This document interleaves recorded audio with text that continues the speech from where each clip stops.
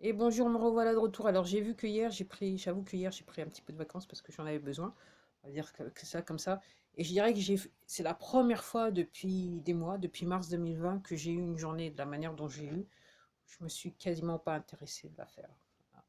Donc aujourd'hui, je suis un petit peu de retour, busy d'un point de vue personnel. Et là, j'étais en train de regarder manifestation. Il semblerait que les gendarmes et les CRS là à Paris, ils aient compris. Il a fallu quand même leur expliquer. Enfin, il a fallu quand même qu'on les menace d'eux. Ok. Donc ce que je vois, moi, ce que j'ai constaté, j'ai pas vu le départ parce que j'étais occupée.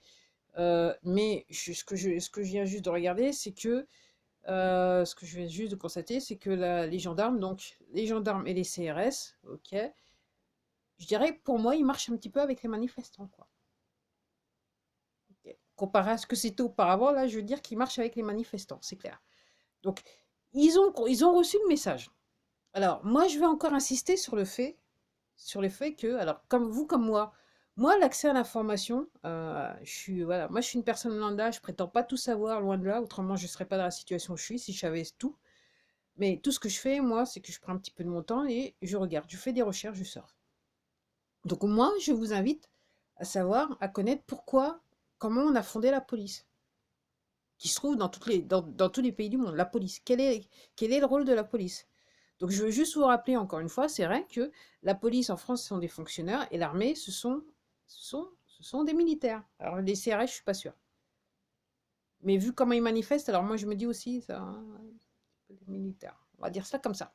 Donc ces gens-là, ils ont maintenant compris dans quelle situation ils sont réellement, comment on s'est bien un petit peu foutu de leur... vous voyez ce que je veux dire? Foutage de gueule industriel. Alors pas seulement, je dirais, aux dépens de la population, bien que ils oublient un petit peu qu'ils font quand même partie de la population. Là maintenant, on leur a donné ces derniers jours, là, je comprends ces dernières semaines, on leur a fait un petit rappel. Ok. Alors, la vraie question à se poser, hein, quand je vous dis rechercher ce que c'est que la police, alors pourquoi que les parlementaires, on leur demande pas de passe-passe ni de, enfin, on leur demande pas de passe-passe. Pourquoi la police, on n'a pas besoin, ils n'ont pas besoin de passe-passe. Et pourquoi l'armée, soudainement, alors non seulement on veut les injecter, mais enfin, quand je dis passe-passe, c'est l'injection. Elle a un petit peu fourché. Ah, puis l'armée aussi, on veut les injecter. Alors pourquoi ça? Comment c'est possible? Alors je crois que là, comme je dis, nos amis les gendarmes, là, l'armée, là, ils se sont réveillés, ils ont compris là. Enfin, ils ont compris. Ok. Donc, pour ceux qui ont un petit peu de mal à comprendre, donc moi je vous invite à rechercher, ok, pourquoi, comment on a créé les forces de police, c'est quoi, quelle est l'idée derrière, ok, ok. Après, moi, comme je l'ai dit, je ne savais pas que ça existait. Pourquoi la Brave? Comme je dis, moi je les compare à une formation que je compare un petit peu, ça paraît un petit peu similaire à l'AESA durant la Seconde Guerre mondiale, quelque part. Ils sont même habillés tout en noir, moi je crois comprendre. Je vois pas très bien avec le téléviseur et compagnie. Ok. Et puis vous avez l'armée, les gendarmes, qui sont mis en porte-à-faux. L'armée. Alors c'est pareil, la situation, pourquoi j'insiste dessus, c'est que la situation elle est pareille dans tous les pays du monde. Comme par hasard, on va injecter l'armée, on veut pas injecter les forces de police et on veut pas injecter les élites, quoi. Ceux qui sont entre guillemets censés gérer le peuple pour son bien.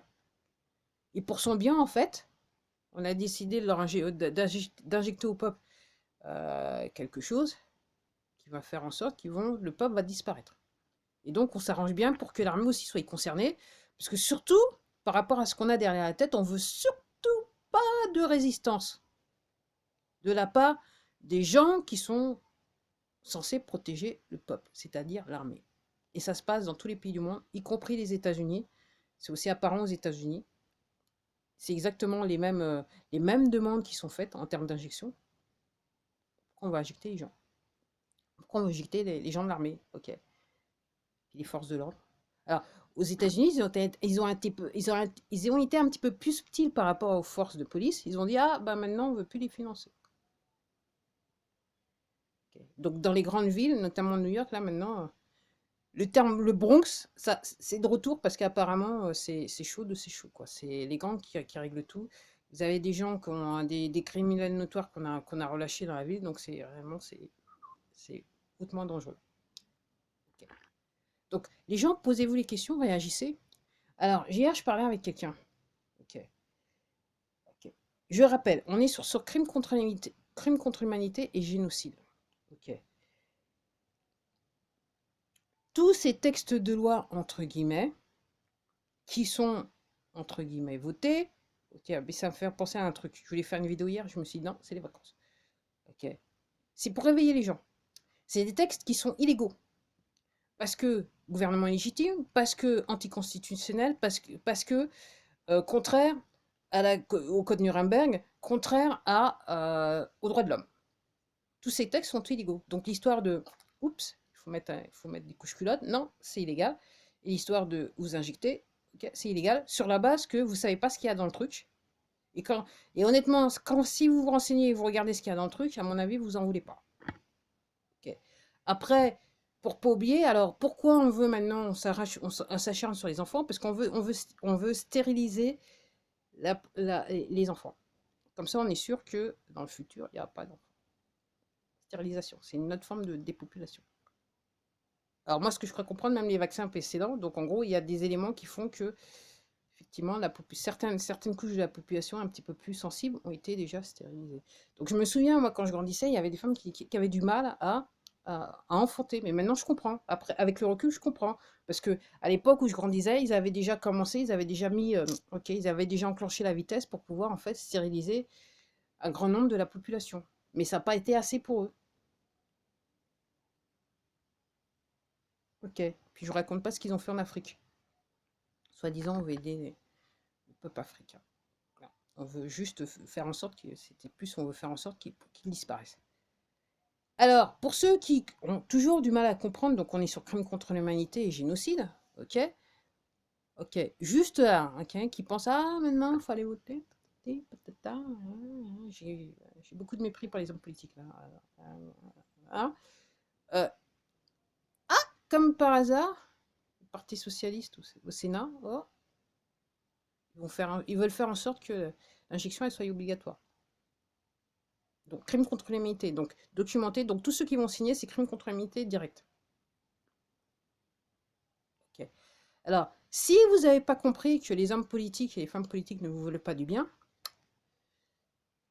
il faut tout changer. Comme je l'ai dit lors de précédentes vidéos, il faut tout changer. Tout changer, tout changer, tout changer. Il faut récurer en profondeur pour qu'on se ressorte bien après ce qui s'est fait. Et après, moi, comme je vous dis, ces gens-là, pour certains, ils sont plus là. Apparemment, je crois comprendre que certains sont même décédés. Et certains sont remplacés ou ils sont là, mais sous contrôle. Donc, ils viennent vous raconter n'importe quoi, entre guillemets, pour vous réveiller, parce que derrière, on leur a dit, maintenant, voilà ce que tu vas faire maintenant. De toute façon, on s'est quitté, donc maintenant, voilà ce que tu vas faire, ta réputation, de toute façon, non. Donc, tout ça, c'est fait pour réveiller le plus grand nombre. Puis, il y a des gens qui ont du mal à se réveiller. Donc, ça continue à être pénible, parce qu'il y a des gens qui ont du mal à se réveiller. Ok. Et donc, une fois que les gens comprendront, donc moi, je vous dis clairement, si vous êtes pour le passe-passe, ok, vous êtes un collaborateur et vous êtes coupable, donc vous êtes coupable de crime contre l'humanité. Parce que comment ça s'appelle parce que vous êtes d'accord avec avec le principe. Donc, en fait, vous êtes coupable indirectement de crime, vous êtes accessoire. Vous êtes en fait un accessoire au délit, si vous voyez ce que je veux dire. C'est comme ça qu'on dit, je crois, en français. Donc, vous ne l'aurez pas. Ok. Alors, pour nos amis employeurs, parce que là, je parlais à quelqu'un. Ok, oui, elle m'a dit oui, moi je suis fonctionnaire, alors je suis obligé. Non, c'est pas obligé. Ok, c'est juste en gros tout courrier ou toute information qu'on vous donnerait, c'est juste c'est un seul but de vous intimider. Donc vous n'êtes pas obligé, vous avez le droit de refuser. Code Nuremberg, vous avez le droit de refuser. Et si on vous oblige, en fait, à vous injecter, c'est un génocide. Vous êtes, en fait, votre employeur est complice de génocide, complice de crimes contre l'humanité. Donc, à ce titre, il sera jugé. Donc, c'est pour ça que je vous disais, il y a quelques vidéos de ça, faites-vous virer. Comme ça sera faites-vous virer, ne démissionnez pas, faites-vous virer. Comme ça sera écrit noir sur blanc que votre employeur est complice de crimes contre l'humanité et de génocide. Ok. Alors, si vous avez du mal à comprendre, peut-être que vous devriez regarder les images de la manif à Paris cet après-midi ou aujourd'hui 4 septembre, parce qu'il semblerait que les gendarmes, oui, les gendarmes, ok, après 8 semaines, j'ai bien vu la différence en tête de cortège, les gendarmes et les CRS, je crois qu'ils ont compris ce qui se passait réellement. Au revoir.